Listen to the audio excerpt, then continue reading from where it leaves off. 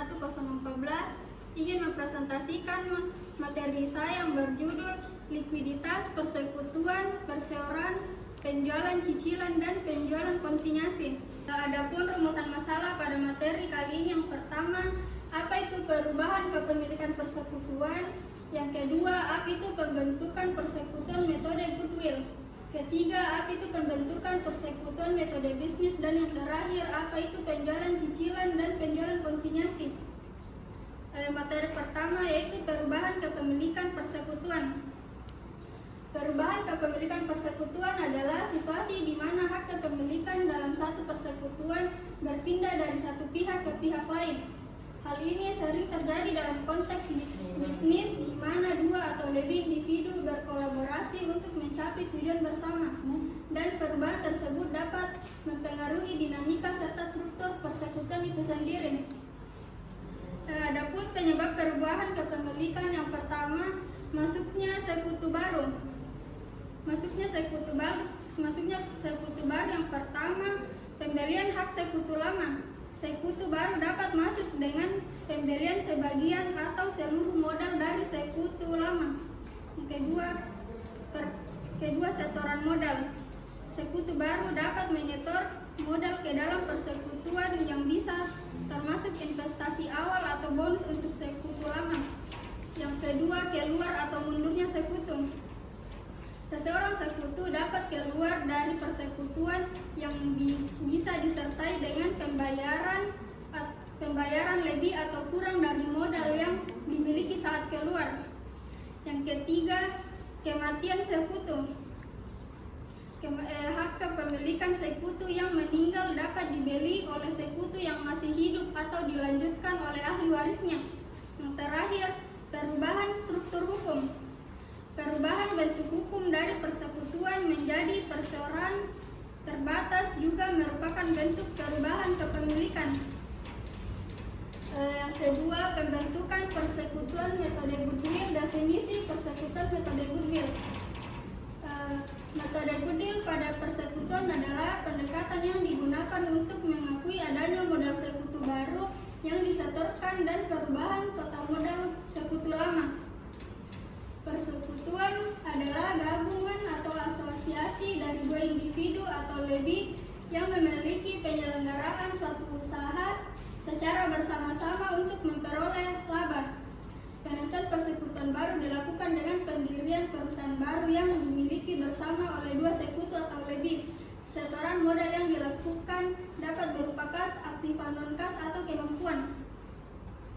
Pencatatan goodwill terbagi menjadi tiga, yaitu yang pertama, pencatatan goodwill.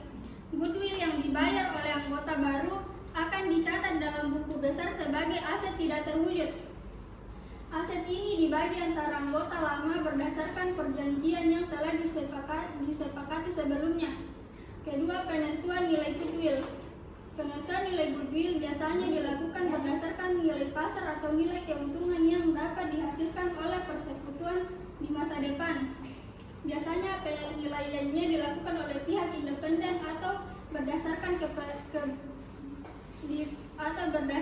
kesepakatan bersama antar anggota. Kemudian, pembagian goodwill. Setelah goodwill dihitung, pembagian nilai tersebut dilakukan antara anggota lama sesuai dengan kesepakatan pembagian dan pembagian laba yang sudah ada. Jika diperlukan, dapat dilakukan penyesuaian modal yang dapat dilakukan oleh anggota baru. Kemudian, materi ketiga, pembentukan persekutuan menggunakan metode bonus. Yang pertama, pencatatan bonus.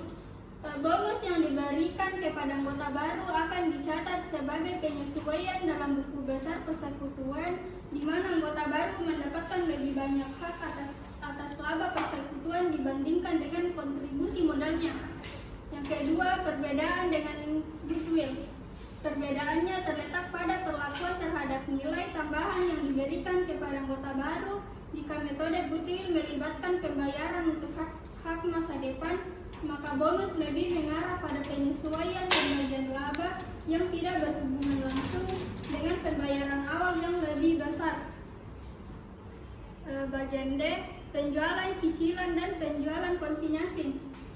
Penjualan cicilan adalah metode penjualan di mana pembeli dapat membeli barang atau produk dengan cara membayar dalam beberapa kali pembayaran atau cicilan. Biasanya dalam periode waktu tertentu pembayaran dilakukan secara berkala, misalnya bulanan atau mingguan, hingga total harga barang lunas. Contohnya pembelian barang elektronik, mobil, atau perabotan rumah tangga dengan cicilan bulanan. Yang kedua, penjualan konsinyasi. Penjualan konsinyasi adalah metode penjualan di mana pemilik barang menyerahkan barang kepada pihak lain untuk dijual. Namun pemilik barang tetap menjadi pemilik hingga barang tersebut terjual pada pembeli akhir. Pihak yang menerima barang untuk dijual bertindak sebagai perantara penjualan dan biasanya menerima komisi atau margin keuntungan dari hasil penjualan. Contoh penjualan pakaian di toko konsinyasi atau barang seni yang ditampilkan di galeri yang menjual barang atas nama pemiliknya. Mungkin itu saja yang dapat saya paparkan mengenai materi di atas. Selanjutnya saya akan membuka sesi tanya jawab. Baik, saya persilakan kepada audiens. Baik, terima kasih atas kesempatan yang telah diberikan oleh presentator. Perkenalkan, nama saya Natasha bin Junaidi. Adapun pertanyaan saya yang dimana mengapa sistem konsinyasi dianggap menguntungkan kepada kedua belah pihak? Sekian dari saya, terima kasih. Baik, pertanyaannya yaitu mengapa sistem konsinyasi dianggap menguntungkan kepada kedua belah pihak? Karena sistem konsinyasi memberikan dampak keuntungan dari kedua belah pihak. Pihak yang menitipkan tidak memerlukan biaya sewa atau tempat untuk menjual produknya. Sedangkan biaya pihak yang dititip adalah barang juga tidak perlu modal banyak untuk menambahkan barang dalam tokonya. Bahkan pihak toko, tempat yang dititip juga tidak. Baik, saya akan membuka sesi tanya jawab untuk yang kedua. Kepada audiens, ada yang ingin bertanya? Saya, terima kasih atas kesempatan yang diberikan kepada saya. Perkenalkan, nama saya Ayati.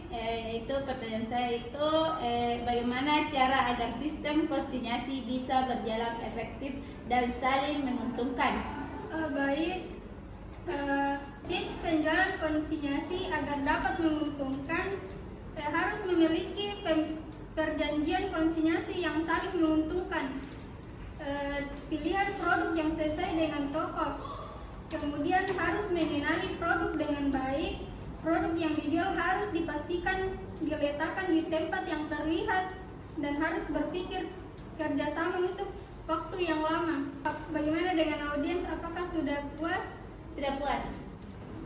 Baik, sebelum saya menutup presentasi kali ini, adapun kesimpulan, yaitu perubahan dalam kepemilikan persekutuan, baik itu melalui metode goodwill atau bonus, merupakan hal yang penting dalam menjaga kelangsungan dan keseimbangan antara anggota dan persekutuan.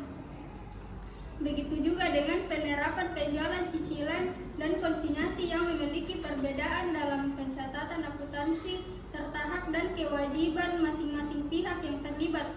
Dengan memahami perbedaan metode ini, diharapkan persekutuan dapat lebih mudah dalam menyesuaikan diri dengan perbuatan dan mencapai tujuan bisnis yang lebih baik.